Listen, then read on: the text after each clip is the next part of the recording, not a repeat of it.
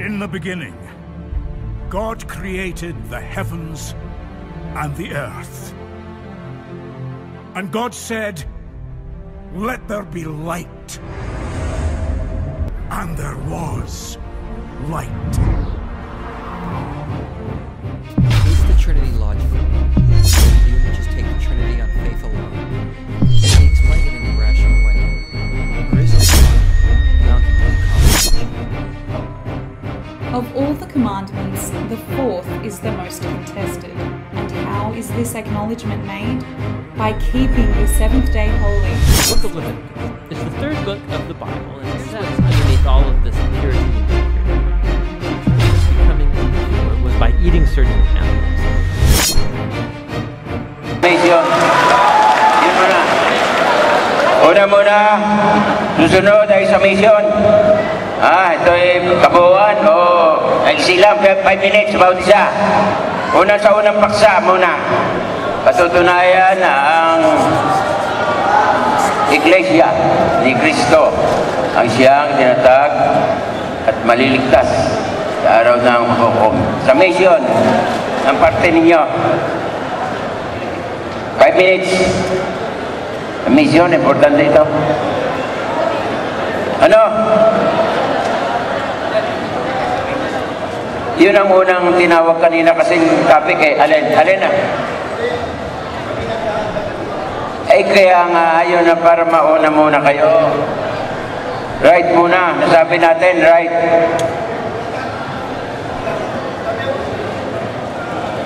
Hindi ka rin eh. Para maayos. Magtutuskoin tayo. Tuskoin Mayor. Or kay Mayor. Sige.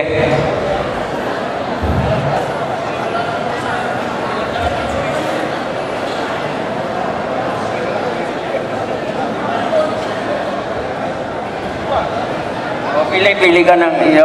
Pili na kayo.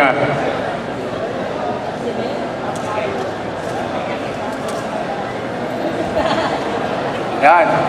Yo, landaya yan ha. Oo. O na.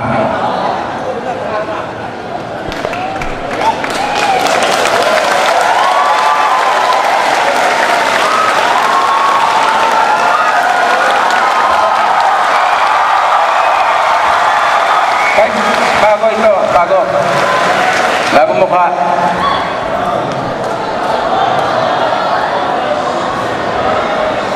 Five minutes starts now.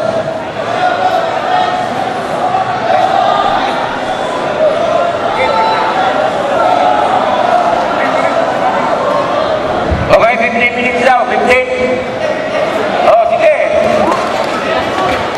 Sige, umpisa. Maganda yan, submission. Wala ito sa ibang debate noong napanood sa TV nila.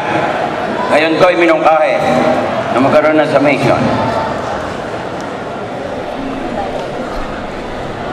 Bagaman wala po mga kaibigan, bagaman wala po sa tema natin na magkaroon po ng summation, ay nakipag-usap po sa amin ang aming moderator.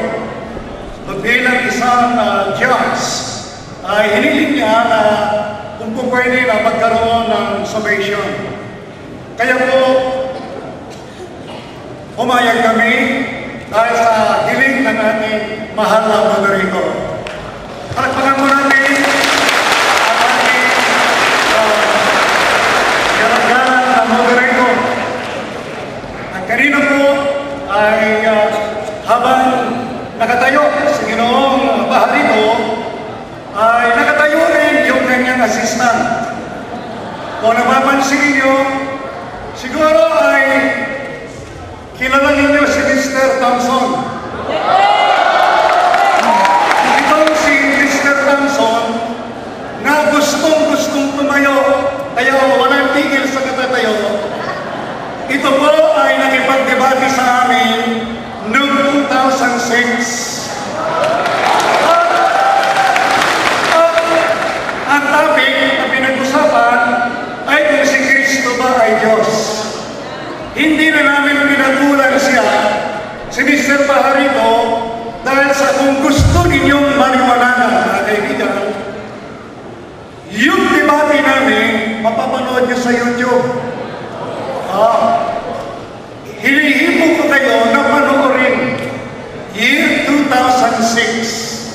Opo. Kanina, gusto nilang palitan yung rule of the debate. Gusto nila na magsalita rin. At hinahamon kami, ako, na tumayo sa panig ng iglesia. Ang sabi ko, kahit sino sa kanila, hindi ko uurungan.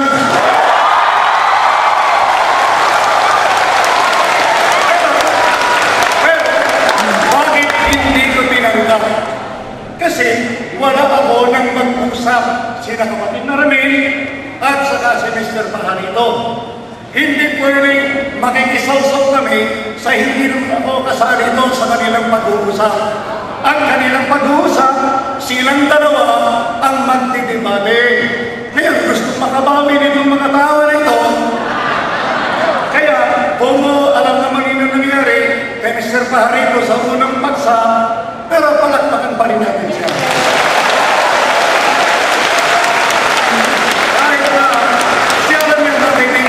Kaya gusto nilang palitan si Mr. Pajarito, you can read between the lines. Alam namin yun kung bakit gusto nilang palitan si Mr. Pajarito. Pero, hindi kami pumayag. Una, ipinasya ng aming tagapamahalang pagtunatan ang kapatid na Eduardo P. Manalo na si kapatid na Ramil ang tatayo sa debatang ito. Itinagalan namin yung kasayaw. Tayo dito, kundi si kapatid na Ramil na talagang napakagbago.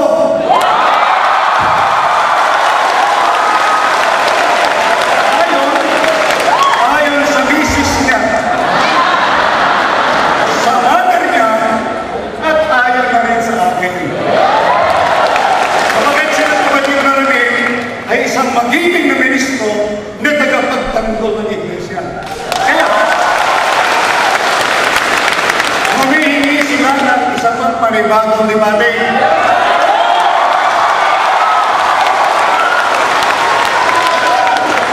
No problem. Meron kami magandang lalaki rin tagapagasiwa.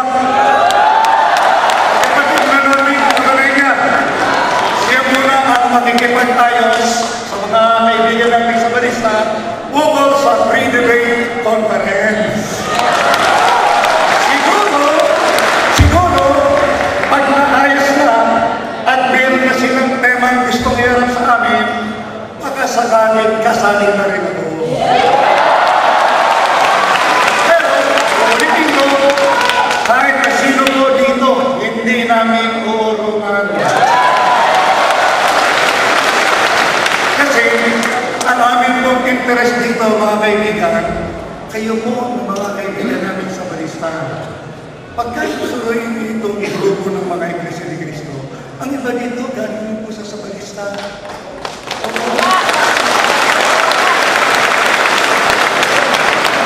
Pero bakit sila lumipat sa amin? Kasi po, yung araw namin ay talagang yan ang sinasabi sa Biblia. Ang Iglesia ni Cristo, nang binasa ni kapatid Marami, Iglesia ni Cristo, ang ililigtas ni Cristo, nasa sa Biblia yun. Yung ginagamit nila kanina, nasabi nila, Iglesia Adventista, ang ililigtas ni Cristo, ano sinasabi ni Mr. Pajarito? Patutunayan mo.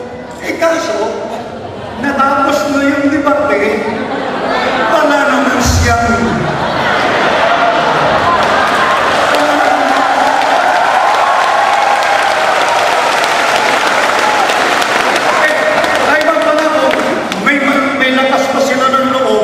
lumaban ulit.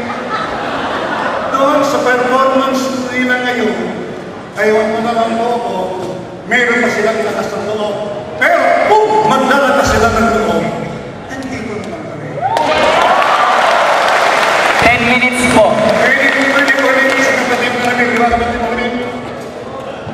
Pwede po sa kapatid na namin na tumayo ulit kung gusto nilang makabawi. Kaya, kanina ay sinabi ko yung kapatid na namin, pero dahil sa nawalan kami ng panahon, kung pagpaano na sa Biblia, tungkol pagsamba sa Diyos, hindi lang Sabado kami sumasamba, mahalaman nyo. Di ba may pagsamba tayo sa Sabado, mga kapatid? May pagsamba tayong Sabado, may pagsamba tayong Linggo, may pagsamba tayong Miyerkules, may pagsamba tayong Huwebes, kaya halos araw-araw yung ating pagsamba. Hindi kayo mananalo sa amin, kayo isang araw lang kami marami. Bakit? Nasa sa Biblia yun eh. Ang unang mga Kristiyano, sumamba araw-araw. Araw-araw sumamba. Gusto nyo talaga? Gawa, 2:46. Ayun. Kaya, nasa sa Biblia, sumamba sila ng araw-araw. Sa Iglesia ni Cristo, meron kaming pagsambang araw-araw. At dyan po namin kayo inaanyayahan.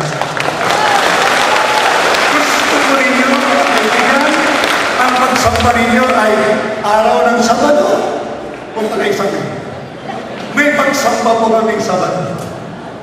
Pero hindi na pagsambang Sabado. May Linggo. Bakit?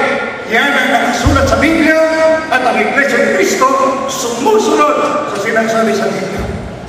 Yun tungkol sa bakit ba kami tinatanggap na ating Panginoon Cristo ay Diyos. Tapos na yung debate na yan eh. Puntahan na lang niyo yung YouTube.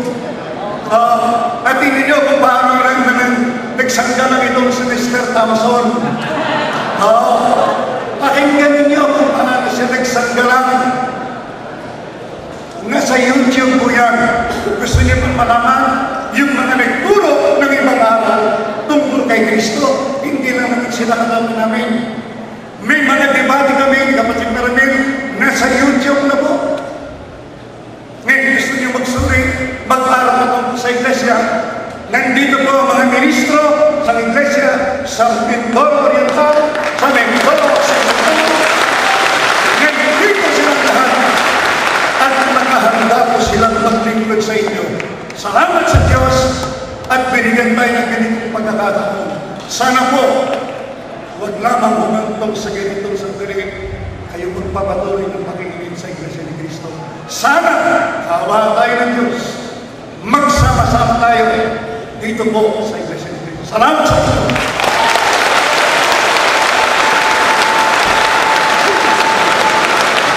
Then, 15 minutes summation po sa kabilang panig.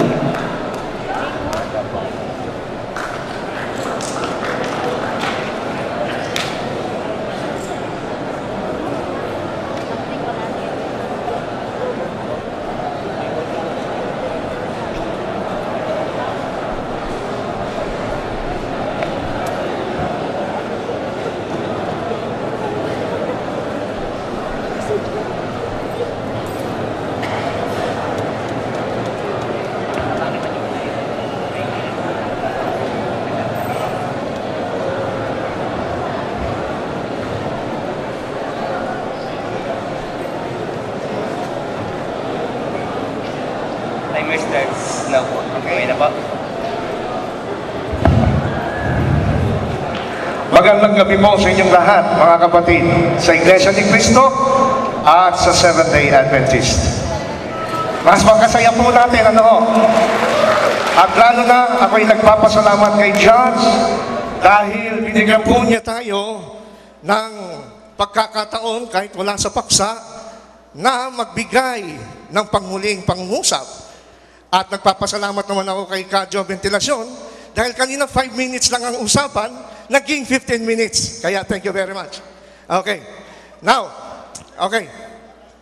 So, tayo po ngayon ay magpapatuloy, Naririnig natin kanina yung tila hamon sa atin ng mga Seventh-day Adventist na muling magdebate.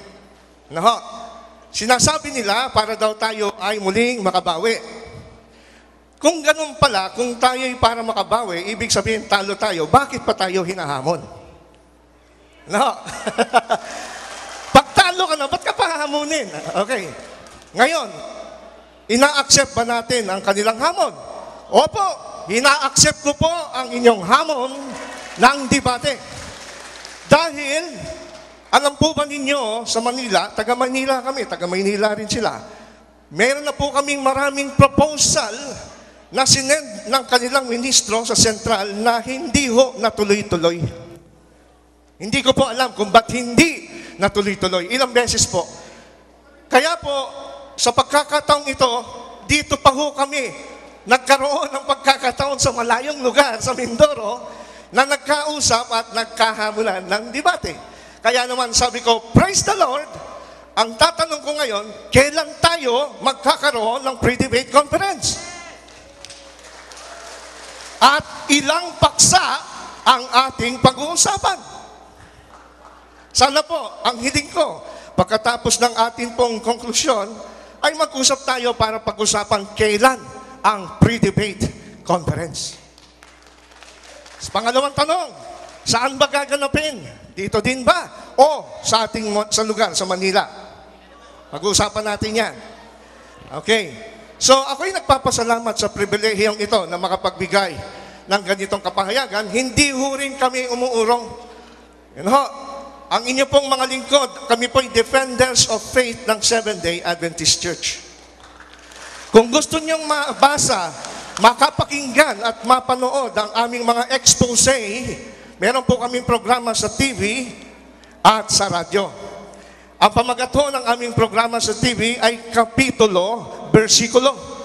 Pagka kayo nasa Manila, malakas ang signal, Channel 45, araw-araw, Lunes hanggang Biyernes. Ito po ay from 10 to 11 ng gabi. At pag weekend, 7 to 8 po ng gabi. At sa umaga, 7 to 8. Ang programa naman po namin sa radyo, yung Back to the Scriptures, ay mapapakinggan naman sa DWBL 1242 kHz. Pero yung mga videos ng kapitulo, bersikulo at Back to the Scriptures ay makikita po ninyo sa YouTube. Back to the Scriptures, kapitulo, bersikulo. Search nyo po. Ang Back to the Scriptures, meron po kaming dalawang series responding to ang pagbubunyag ng mga iglesia ni Cristo against Sabbath. Sinagot na po namin yan. Tingnan nyo po sa YouTube. Para makita nyo, kasi meron silang programa sa pagbubunyag for 30 minutes, diniscuss nila yung Sabat, pero nakita ko napakamaraming maling paliwanag. Kagaya ng inyong makikita kanina. Pag bumasa silang talata ng Biblia, putol. Pag nag-quote ng mga referensya, putol. Kaya nagmumukhang tama. No? Kaya, kung totoo tayong iglesia ng Panginoon, dapat maging honest po tayo sa pag-present ng mga referensya. Okay? So, ako po'y magbibigay ng ilang findings, observations sa atin pong nasaksiyang debate mula kanina, round 1 at round 2. Kaya nga po ako'y nagpaalam sa atin pong mahal na judge. Unang-una, ito po ang observation ko sa topic number 1. Negative po ang Adventist against Last 10 minutes. Last 10 minutes po. Last 10 minutes, thank you. Okay, totoo ba yung iglesia ni Cristo na kanilang tinitindigan? Marami silang binasang talata, pero obviously, yung binasa nilang talata sa Biblia, hindi ho sila yon. Bakit po? Ang sabi sa Pasugo, May 1968, page 7, ang tunay, sabi po dyan sa ating screen, ang tunay na iglesia ay iisa lamang.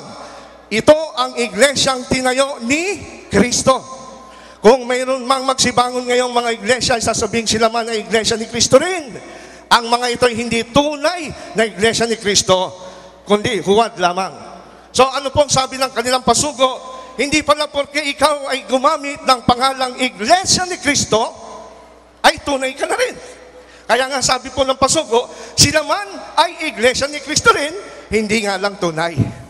Ano? Kaya hindi porke narinig nyo na makailang daang beses binanggit yung pangalan iglesia ni Kristo, hindi ho sila yon. Kailangan nyo sila sa atin kung sila pa rin yung tunay. Dahil marami hong peking iglesia ni Kristo.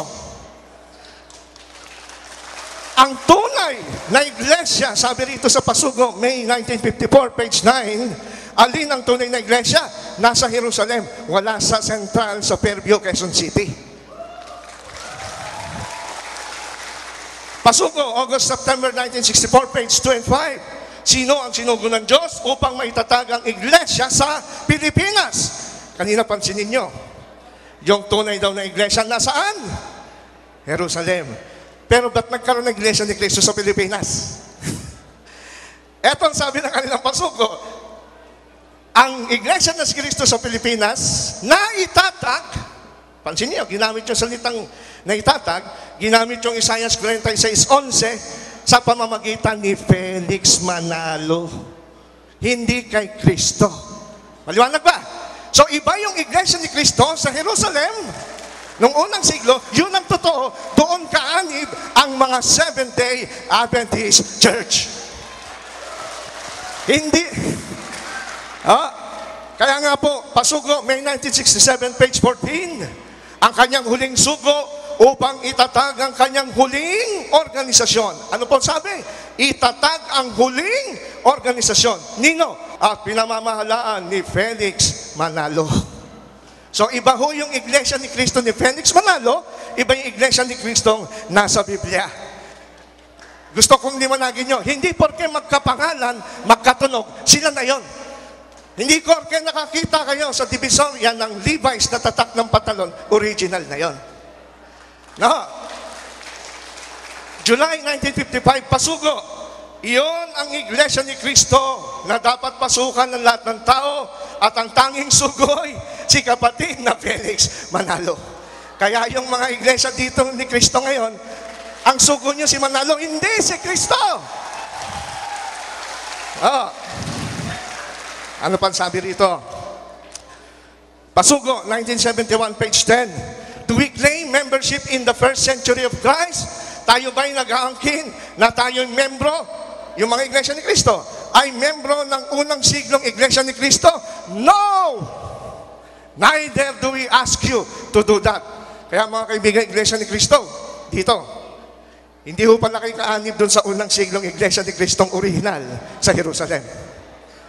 Kaanib kayo sa iglesia ni Cristo ni Felix Manalo dito sa Pilipinas noong 1914. Anong sabi ng pasugo? July 1952, page 4. Kung ang pagbabatingan ng pag-uusap ay ang nagtatag, sino nagtatag? Felix Manalo. Dapat na siya ang may-ari ng itinatag. Kaya po yung iglesia ni Cristo na pinag-aanyaya sa inyo nila, wag ho kayong umanib doon. Ang may-ari niyan, si Felix Manalo. Hindi si Cristo. Kaya sabi sa pasugo, August, September 1964, page 5, kailan naipatala sa pamahalaan o narehistro sa iglesia ni Cristo sa Pilipinas. Kailan daw? July 27, 1914 yan, di 2014. Tunay nga ba na sinabi na sa rehistro na si kapatid na Felix Manalo ang nagtatag ng iglesia ni Cristo? Tunay. So, mga kapatid, buksan natin ng konti ang ating puso at isipan. Hindi ho tunay na iglesia ni Cristo ang inaniban nyo. Okay? Kaya nga sa Securities and Exchange Commission nila, the founders of this association, number 1, Felix Manalo. Hindi si Cristo. Binanatan nila si Ellen White. Si Ellen White daw ay founder ng Adventist Church. Tama, founder si Ellen White, hindi nung church ni Cristo, kundi yung local churches na kagaya ni Pablo sa unang Corinto 3:10 hanggang 11. Si Pablo sabi niya, inilagay ko ang pundasyon o yung aral si Cristo tulad ng mahusay na tagapagtayo. Si Pablo pala yung nagtayo. Anong tinayo niya? Tinatayo ko yung gusali. Local church. Pero hindi niya nagtayo ng aral. Sapagkat sabi rito, wala nang ibang pundasyon kundi si Kristo. Kaya kung sabihin mo man na hindi ikaw ang nagtayo ng iglesia mo, pero yung pundasyon mo, yung aral mo, yung Kristong bulaan, Kristong tao lang, peking iglesia yan. Yung Ellen White contradiction. Sabi ni Ellen White, inabot ni Satanas. Binasa sa Bible, pumitas. Ang problema, yung Bible Tagalog, mistranslation. Napansin niyo ba, puro Tagalog na quotation ang ginamit nila kay Ellen White? Kasi may daya doon. Bakit di mo basahin ng English? Pilipino ba si Mrs. White? Ang sabi sa Genesis 3:6, she took Hindi pluck. She took. Ba't di nyo binasa sa English? May daya. Sabi nga sa Hebrew, lakak. Yung word na lakak, took, it has a widest variety of meaning. Eh si Enoch at si Noah, Kristiyano, pinutol lang naman ng pagbasa. Kasi pagbabasahin nyo sa itaas, ito, basahin natin sa screen. That God who walked with Enoch was our Lord and Savior, Jesus Christ. So bakit daw Christian si Noah at Enoch? Kasi yung Diyos na kanilang kinilala at sinamba, si Jesu Cristo. Eh bakit sa kanila nagtataka sila na Kristiyano si Noah? Eh kasi wala pa sa kanilang Kristo noon. Plano pa lang. Eh yung mga visions na Ellen White na nakakatawa, kay Jesus si Satanas ay malapad ang no. Hindi lahat ng malapad no kay Satanas. Marami malapad no rito. Ito ang problema. Ikalawang Kronika 9:29. Marami pong sinulat ang mga propeta noon sa panahon ng Old Testament, hindi na isulat sa Bible. Kagaya po ni panguhulan ni Ahiyas, pangitain ni Ido, kung nabuhay lang siguro. Itong ating mga kaibigan ministro sa panahon na ito, sasabihin nila, yung pangitain ni Ido, pagtatawanan nila yan kasi hindi nakasulat sa Biblia. Pero ang sabi sa Biblia, ito'y tunay na pangitain kahit hindi nakasulat sa Biblia. Last 2 minutes. Yan pa ngayon nagpapatunay na propetisa si Ellen White. Eh yung Far East, Pilipinas, Malang Silangat, lumang tugtugin na yan. Hindi ho kayo nag-upgrade. Kita niyo yung binabasa nilang libro para patunayan ng Pilipinas ay Far East. Lumang libro na eh. Alam niyo ba, ayon sa Merit Student Encyclopedia, Volume 6, page 582, historically, the term Far East was once used. Pag sinabing once used, dating ginagamit to designate the part of the world that most distant from the maritime nations of Western Europe. Sino po ang nagsasabi ng Pilipinas ay malayong silangan? Western Europe! Kasi po ang geographical center, para malaman nyo kung ano yung malayong silangan, dapat ang sentro, Ezekiel 5:5, ay Jerusalem. Sabi ng Ezekiel 5:5, ganito ang sabi ng Panginoon Diyos, ito ay Jerusalem. Last 1 minute. Inilagay ko siya sa gitna ng mga bansa. Kaya pagka ang geographical location nyo ay Jerusalem, kagaya ni Isaiah, Hudyo siya, pag tinignan mo na yung silangan, walang Pilipinas. Sino nagsabi na ang Far East ay Pilipinas? Ang nagsabi, hindi Biblia. Western connotation, sabi ng History of Asian Nations, by Saide, page 3. The term Far East is of Western connotation, coined by Western geographers, hindi Biblia. So ang sentro nila, Last Western 20 Europe. seconds. Magiging Pilipinas nga ang malayong silangan kung Western Europe. Hindi pa rin kay Bible, ang nasa Bible, Jerusalem. Last 10 seconds. Well, kaya ang Pilipinas tinatawag na Southeast Asia. Kasama ho tayo sa Last 3 seconds. Last 3 seconds na. Kaya 1 yung second. Time. sabi doon sa Time's up. Smith's Bible Dictionary. Time's up na po. Time's up. Mga kababayan, ganado ba kayo? Dadalo ba kayo sa susunod na debate? Gusto po naming ipaalam na sa susunod na Lunes ay meron kaming pag-uusap sa Kalapan. At doon ay mapag-uusapan kung kailan ang susunod nating magiging debate, kung yun ay matutuloy.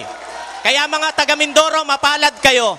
Kung papayagan ng kanilang pamamahala, matutuloy po uli ang ating susunod na debate. Pagpalain tayo ng Panginoon. Oh, sound check. Ingat po sa pag-uwi, lahat ng mga kapatid, lahat ng kababayan. Maraming salamat po. I was found as a beggar.